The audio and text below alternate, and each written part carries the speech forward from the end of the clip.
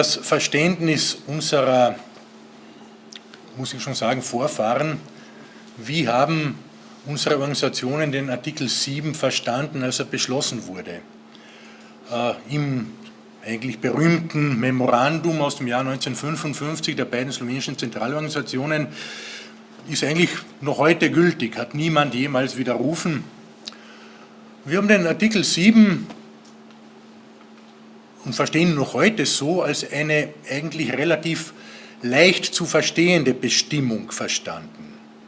Was haben die Staatsvertragsparteien vorgefunden in Kärnten? Professor Mayer hat gesagt, Beginn der Verhandlungen schon 1947, der Text war eigentlich im Jahre 1949 schon fertig. Da gab es in Kärnten ein zweisprachiges Schulwesen in einem genau definierten Territorium. Seit 31. Oktober 1945 stand fest, in welchen Gemeinden, genau gemeindeweise aufgezählt, alle Kinder beide Sprachen lernen sollen. In dieser Verordnung der provisorischen Kärntner Landesregierung stand auch, dass zusätzlich in Klagenfurt, in Villach und in Hermagor auch alle Kinder an den Gymnasien und an den Hauptschulen Slowenisch als Pflichtfach, Unterrichtsgegenstand erlernen müssen. Kurzum, es war ein zweisprachiges Gebiet exakt definiert. Und wir sind davon ausgegangen, genau dieses Gebiet wollte der Artikel 7 in seiner Ziffer 2 über den Elementarunterricht in slowenischer Sprache festlegen, auch im Staatsvertrag festhalten. Dieser zweisprachige Unterricht, wie er bereits vorgefunden wurde, sollte geschützt werden. Und die etwas umständliche Formulierung in Ziffer 3, Verwaltungs- und Gerichtsbezirke mit slowenischer oder gemischter Bevölkerung, wollte eigentlich nichts anderes als dieses Gebiet beschreiben, das man sonst nicht hätte beschreiben können, weil es war kein Verwaltungsbezirk zur Gänze umfasst. Klagenfurt-Land, der nördliche Teil, Börtschach, Moosburg, Mariasaal, nicht der südliche Teil, Ludmannsdorf, Göttmannsdorf und so weiter, sehr wohl. Bezirk Villach, der nördliche Teil, Paternion, Tereffen und so weiter, nicht der südliche Teil, St. Jakob, Prosek und so weiter, sehr wohl.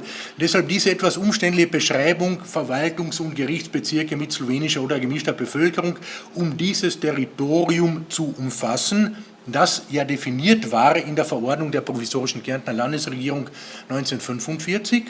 Und in diesem Gebiet sollte es Slowenisch als zusätzliche Amtssprache geben und in diesem Gebiet sollten die topografischen Aufschriften und Bezeichnungen zweisprachig sein.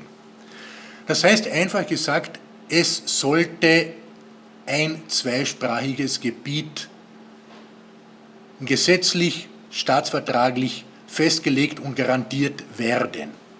Etwas, was es sonst in Europa ja auch gibt. Zweisprachige Regionen, wo jeder ganz selbstverständlich beide Sprachen spricht. Das ist ein sehr demokratischer Ansatz, ein völlig antinationalistischer Ansatz, der weggeht davon, dass sich jemand zu dieser oder jener Volksgruppe bekennen sollte, der weggeht davon, jemanden zu drängen, wirst du dich jetzt bekennen, wirst du dich jetzt anmelden oder wirst du das nicht machen, sondern jeder sollte sich eben entscheiden, wie er will, ob er diese Sprache verwendet oder die andere, weil er in diesem Gebiet davon ausgehen kann, dass ohnehin alle beide Sprachen verstehen. Was hat Österreich aus dieser eigentlich sehr einfachen Bestimmung gemacht? Zunächst einmal wurde das zweisprachige Schulwesen für alle schon 3 Jahre nach dem Staatsvertrag abgeschafft und durch das jetzt vorherrschende Anmeldeprinzip ersetzt. Alle anderen Bestimmungen wurden jahrzehntelang nicht umgesetzt. Es waren Verfahren vor dem Verfassungsgerichtshof notwendig, um wenigstens teilweise Umsetzungen zu erlangen. Ich werde das nicht wiederholen, das haben meine Vorredner schon ausführlich gewürdigt. Ich will aber nur die Zersplitterung, die man geschaffen hat, anhand einiger einfacher Beispiele erläutern. Es wurden ja bekanntlich die Urteile des Verfassungsgerichtshofes nicht umgesetzt.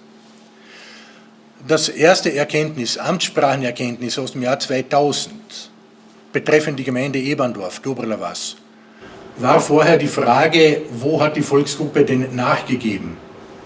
Gerade hier. Der Verfassungsgerichtshof hat mir persönlich das Recht zuerkannt, in Eberndorf, in meinem Heimatdorf, Slowenisch als Amtssprache zu verwenden. Der Verfassungsgesetzgeber im Jahre 2011 hat mir dieses Recht wieder genommen. Heute habe ich es nicht mehr, weil in meiner Gemeinde das Recht auf Verwendung des Slowenischen als Amtssprache auf 3 Dörfer eingeschränkt wurde. Und Eberndorf Dobrla Vas ist nicht darunter. Der Gesetzgeber des Jahres 2011 hat die Frage, vor welchen Ämtern man Slowenisch als Amtssprache verwenden darf, massiv eingeschränkt, nämlich in jenen Bereichen, die vorher zumindest offen waren. Jetzt ist es durch Verfassungsgesetz klargestellt, dass vor Kammern, Landwirtschaftskammer, Arbeiterkammer und so weiter, kein Recht auf Verwendung des Slowenischen als Amtssprache besteht. Vor allen nicht territorialen Selbstverwaltungskörperschaften gibt es dieses Recht nicht, etwa Sozialversicherungen. Für das Alltagsleben sehr wichtige Bereiche, AMS, Gesundheitskasse, überall da gibt es das Recht auf Verwendung des Slowenischen als Amtssprache nicht. Und ich verstehe nicht, wie man dann fragen kann, wo hat denn die Volksgruppe nachgegeben? Ja, hier hat man massiv uns Rechte, die vor dem Jahre 2011 entweder sogar gegeben waren oder zumindest offen waren und vor dem Verfassungsgerichtshof hätten meiner Meinung nach erfolgreich eingefordert werden können, hat man per Verfassungsgesetz ausgeschaltet. Und im Bereich der zweisprachigen Topographie ist es ja bekannt, wie der Kompromiss ausschaut, nämlich nach der Logik des damaligen Landeshauptmannes Dörfler ist ein Kompromiss zwischen den vom Verfassungsgerichtshof geforderten 10%, die Diktion Verfassungsgerichtshof jedenfalls ausreichend sind für eine zweisprachige Topographie, und den vom Verfassungsgerichtshof aufgehobenen 25%. Nach dieser Logik ist der Kompromiss 17,5%. Und das hat man per Verfassungsgesetz so beschlossen. Und wir haben zweisprachige Topographie nur in Ortschaften mit mehr als 17,5% slowenischer Bevölkerung. Plus diejenigen, die zuvor vom Verfassungsgerichtshof entschieden wurden. Und jetzt zu dieser Karte, ich habe sie extra herausgesucht. Es ist die Karte meiner Heimatgemeinde und der Umgebung, um das zu verdeutlichen. Wir haben in Eberndorf nach der Logik des Landeshauptmannes Dörfler schon zuvor ohnehin vom Verfassungsgerichtshof entschieden, zweisprachige Ortstafeln bekommen in Gablan, Lovanke und in Mökriach-Mokrie und in Hofdwar. Und das sind die Ortschaften mit mehr als 17,5%. Und nur in diesen Ortschaften hat man Slowenisch als Amtssprache zugelassen. Es ist aber so, dass wir vorher für Eberndorf Dobrla Vas, Gösselsdorf Goselna Vas und für Edling-Kasase und für Buchbrunn-Bukowie erfolgreich Verfahren vor dem Verfassungsgerichtshof geführt haben.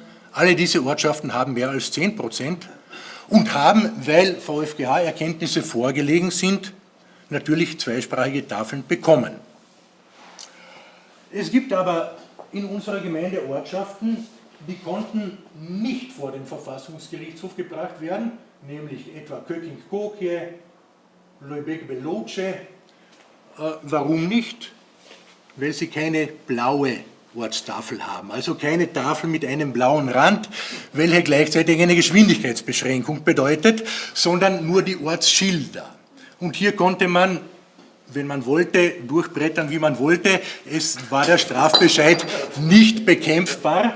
Deshalb konnte zwar Buchbrunn mit zum Zeitpunkt der Entscheidung des VfGH nur noch 8,9% slowenischer Bevölkerung, aber im Durchschnitt der letzten beiden Zählungen über 10%, eine Tafel bekommen.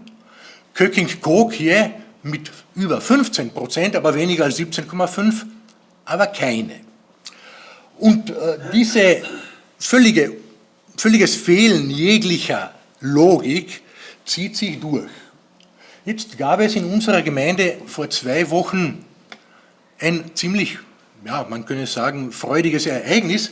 Der Gemeinderat hat beschlossen, dass wir 5 neue zweisprachige Tafeln bekommen.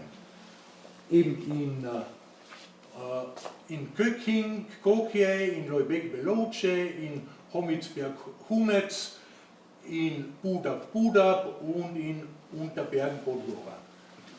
Alles kleine Dörfer. Wenn man das genauer analysiert, wird es meiner Meinung nach lustig oder absurd. Nehmen wir Unterbergen-Podgora. Die Gemeinde sagt, wir haben 5 zusätzliche zweisprachige Tafeln beschlossen. Ich sage nein, es sind maximal 4. Weil Unterbergen-Podgora hatte schon eine zweisprachige Tafel. Das Dorf ist geteilt zwischen 2 Gemeinden. In unserer Gemeinde war es noch nicht zweisprachig, in der Nachbargemeinde schon seit Jahrzehnten zweisprachig.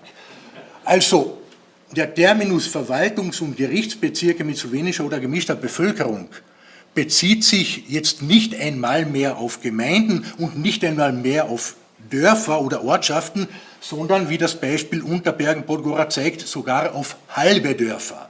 Weil sonst wäre das ja nicht möglich, dass das halbe Dorf Unterbergen bisher zweisprachig war, die andere Hälfte war es nicht, jetzt wird es hoffentlich. Der Ort Budap heißt auf Deutsch und Slowenisch gleich. Warum braucht dieser Ort eine zweisprachige Tafel? Die Erklärung findet sich einerseits in der Amtssprache. Budap hat über 17,5% slowenischer Bevölkerung. Eigentlich wäre nach Dörflerscher Logik hier Slowenisch als Amtssprache zulässig. Aber Budap hat schon damals keine zweisprachige Tafel bekommen, weil man nämlich alle Orte mit weniger als 31 Einwohnern pauschal ausgenommen hat, angeblich aus Datenschutzgründen. Das heißt, wenn ein Kärntner Slowene das Pech hat, in einem Ort zu leben mit weniger als 31 Einwohnern, auch wenn dieser Ort zu 100% slowenischsprachig ist, hat er kein Recht auf Slowenisch als Amtssprache in diesen beiden Gemeinden, Eberndorf und St. Ganzian, wo man darauf abgestellt hat. Ja, gut, was haben wir verzichtet?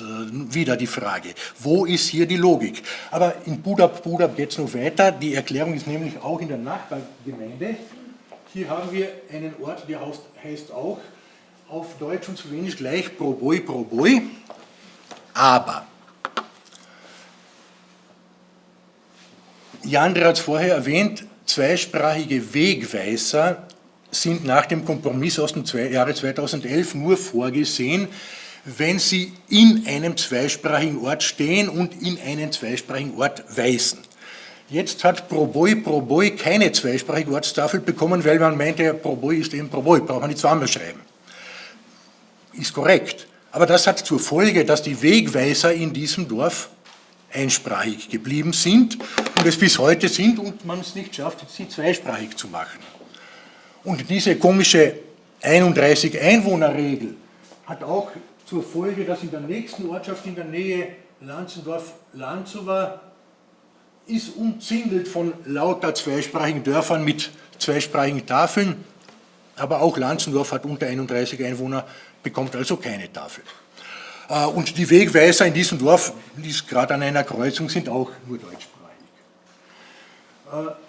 Die nächste Tafel, das freut mich, Leubeck-Beloce war bisher einsprachig, obwohl über 10%, aber eben kein blauer Rand und deshalb zu klein. Diese Ortschaft hat bewirkt, dass auch dieser Wegweiser gleich nach der Ortschaft, der war einmal zweisprachig bis zum Ortstafelsturm, dann hat man ihn weggerissen, jetzt schaut das so aus, diese Tafel gibt es noch, die hängt jetzt gerade im Landesmuseum bei der aktuellen Ausstellung. Aber jetzt, wenn Luebec Veloce vielleicht die zweisprachige Tafel bekommt, wird man vielleicht die verbogene Tafel wieder gerade biegen und sie vielleicht auch wieder aufstellen. Jetzt, wir haben gesehen, die Tafeln garantieren noch nicht einmal die Zweisprachigkeit vor den Ämtern, aber auch dieser eigentlich erfreuliche Beschluss, dass wir 5 zusätzliche zweisprachige Tafeln bekommen, ist irgendwie unbefriedigend, weil der Antrag lautete eigentlich, wir wollten 8 haben, weil 8 entsprechen eigentlich den Kriterien des Verfassungsgerichtshofes. Bei 2 könnte man vielleicht noch streiten, das wären hier draußen Mittler, Metlower und Briebelsdorf, Briebler-Was. Hier oben ist leider nicht mehr oben, St. Marx und Schmarkesch. Da kann man nicht streiten, eindeutig über 10%, war sogar schon einmal im Bundesgesetzblatt als zweisprachige Tafel veröffentlicht. Das war das sogenannte Schüsselpapier mit den 141 Tafeln. Damals hat man St. Marx und Schmarkesch zugestanden, weil im Verhandlungsteam Dr. Abonik gesessen ist und er ist dort zu Hause. Dann hat man es wieder gestrichen. Und jetzt, obwohl eindeutig über 10%, war der Gemeinderat halt nicht in der Lage, das zu beschließen. Warum nicht? Weil ein Gemeinderat, SPÖ, in dieser Ortschaft zu Hause ist und er will das nicht. Und das zeigt eigentlich, was wir mit dem Artikel 7 in der Zwischenzeit gemacht haben. Der Artikel 7 ist Teil des Staatsvertrages, mit dem die Republik Österreich ihre Souveränität wiedererlangte. Eine Bestimmung von nationaler Bedeutung. Darüber haben Kreisky und Tito diskutiert. Gut, meinetwegen erfolglos, aber immerhin, es war eine Diskussion auf Niveau und auf völkerrechtlicher Ebene. Dann hat man eine Zeit lang im Nationalrat darüber diskutiert und auch Kreisky, Zitat, sagte im Nationalrat, man solle nicht vergessen, dass auch andere Staaten den Artikel 7 lesen. Und mittlerweile diskutiert man darüber nicht mehr in Wien, nicht einmal in Klagenfurt, sondern in Gemeinderäten, wo es davon abhängt, ob ein Gemeinderat gerade willens ist, mehr Zweisprachigkeit zuzulassen oder nicht. Und das bitte ist doch kein Umgang mit einem Staatsvertrag. Und diese Absurditäten, die gehen weiter. Wir haben, ich habe es gesagt, in Eberndorf-Dobrelas kein Recht mehr auf Verwendung des Slowenischen als Amtssprache, aber immerhin eine zweisprachige Tafel. Wir haben die Nachbargemeinde Galizien-Galicia, wo ist das?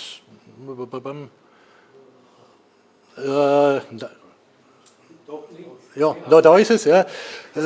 Galizien, die haben keine zweisprachige Tafel, auch keine slowenische Amtssprache, aber vor Gericht dürfen sie Slowenisch verwenden, weil sie zufällig zum Gerichtssprengel Eisenkappel-Schlesner-Kapla gehören. Andererseits haben wir zweisprachige Gemeinden mit zweisprachiger Topografie und allem drum und dran, wie Ludmansdorf-Belzos. Aber vor Gericht dürfen sie Slowenisch nicht verwenden, weil im falschen Gerichtssprengel. Dafür dürfen seit neuestem vor dem Landesgericht Klagenfurt-Zelowitz alle EU-Bürger Slowenisch verwenden, was Folge der Judikatur des EuGH ist, Fall Bickel und Franz, dass nämlich, wenn ein Gericht irgendwie in der Lage sein muss, eine Volksgruppensprache zu verwenden, wäre es diskriminierend, das nicht allen EU-Bürgern zu ermöglichen. Also Slowenen aus Ljubljana, aus Triest, dürfen in Klagenfurt Slowenisch verhandeln. Wir, die wir hier zu Hause sind, dürfen es nicht, wenn wir nicht im richtigen Gerichtssprengel zu Hause sind. Und derartige Absurditäten ziehen sich durch die gesamte Regelung. Das wäre ja noch irgendwie tragbar, wenn man uns nicht gleichzeitig jede Rechtsschutzmöglichkeit genommen hätte. Das steht alles im Verfassungsrang. Wir haben innerstaatlich nicht mehr die Möglichkeit, Rechtsmittel zu ergreifen. Man hat uns schlicht und einfach diese Rechte per Verfassungsgesetz gestrichen. Und wenn nicht die Republik Slowenien so nett sein wird, sich etwas stärker auf den Artikel 7 berufen, dann war es das in diesem Bereich. Und ähnlich geht es ja auch in anderen Bereichen weiter. Die wohl wichtigste Bestimmung, der Artikel 7 Satz 2, Bildungsbereich. In der Volksschule, wenn wir engagierte Lehrkräfte haben, funktioniert es halbwegs. Kindergärten im Burgenland gibt es zumindest ein Gesetz darüber. Bei uns nicht einmal das. Es gibt kein Recht auf zweisprachige Erziehung im Kindergarten, obwohl nach dem Willen der neuen Regierung die letzten 2 Kindergartenjahre verpflichtend werden sollen und ganz sicher als Teil des Elementarschulwesens zu betrachten sind. Aber wie sollen wir da überhaupt zu einem Rechtsweg kommen? Ich habe, glaube ich, durchaus juristische Fantasie, aber ich weiß nicht, wie ich im Bereich des Kindergartens, wo ich private Träger habe, teilweise Gemeindeträger, ein ganz vermischtes System, wie ich hier zu einem bekämpfbaren Bescheid gelangen sollte. Ich stelle es mir kompliziert vor. Am anderen Ende, in den Mittelschulen, endet der zweisprachige Unterricht. Es gibt nur noch für angemeldete Kinder Sprachunterricht, teilweise als Wahlgegenstand in Konkurrenz zu Englisch. Und es ist klar, was man dann aussucht. Sprachwissenschaftler erklären uns seit Jahren, und auch die Politik weiß das, dass für den Spracherwerb und Spracherhalt 6 bis 7 Jahre mindestens erforderlich sind. 4 Jahre Volksschule sind zu wenig. Man weiß das. Trotzdem ändert man in diesem Bereich nichts. Und wir haben keine Beschwerdemöglichkeit, weil eben kollektive Beschwerdemöglichkeiten werden uns nicht eingeräumt, ein Verbandsklagerecht.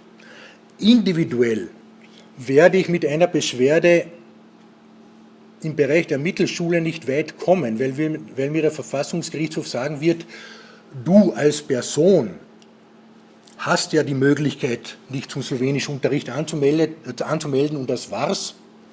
Aber wo bleibt das zweisprachige oder slowenische kommunikative Umfeld, das meiner Meinung nach gerade im Artikel 7 des Jahres 1955 durch die Schaffung eines zweisprachigen Gebietes und durch die Garantie eines zweisprachigen Gebietes abgesichert werden sollte. Wenn ich Slowenisch kann, nutzt mir das sehr wenig, wenn ich niemanden habe, mit dem ich das reden kann.